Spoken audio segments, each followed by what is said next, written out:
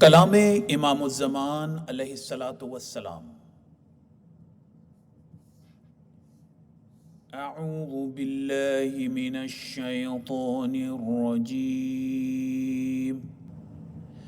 فلا تقل لهما اف ولا تنهرهما وقل لهما قولا کریما۔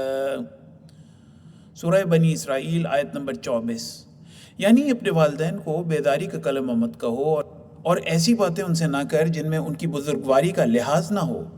اس آیت میں مخاطب تو حضرت صلی اللہ علیہ وآلہ وسلم ہیں، لیکن دراصل مرجع کلام امت کی طرف ہے، کیونکہ حضرت صلی اللہ علیہ وسلم کے والد اور والدہ آپ کی خرد سالی میں ہی فوت ہو چکے تھے۔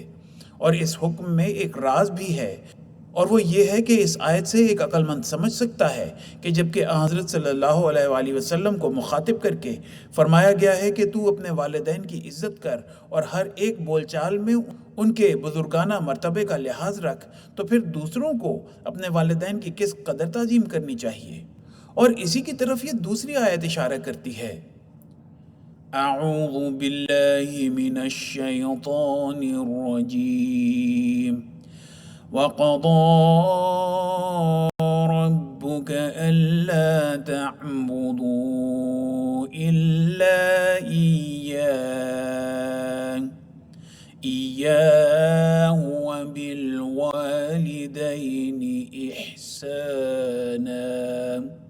سورہ بنی اسرائیل آیت نمبر 24۔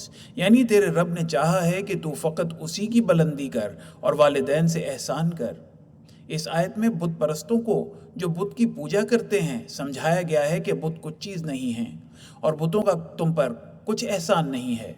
انہوں نے تمہیں پیدا نہیں کیا اور تمہاری خرد سالی میں وہ تمہارے متکفل نہیں تھے، اور اگر خدا جائز رکھتا کہ اس کے ساتھ کسی اور کو بھی پرستش کی جائے تو یہ حکم دیتا کہ تم والدین کی بھی پرستش کرو، کیونکہ وہ بھی مجازی رب ہیں، اور ہر ایک شخص طبعاً یہاں تک کہ درند چرند بھی اپنی اولاد کو ان کی خود سالی میں ضائع ہونے سے بچاتے ہیں۔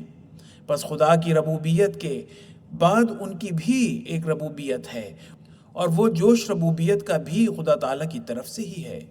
حوالہ حقیقت الوحی۔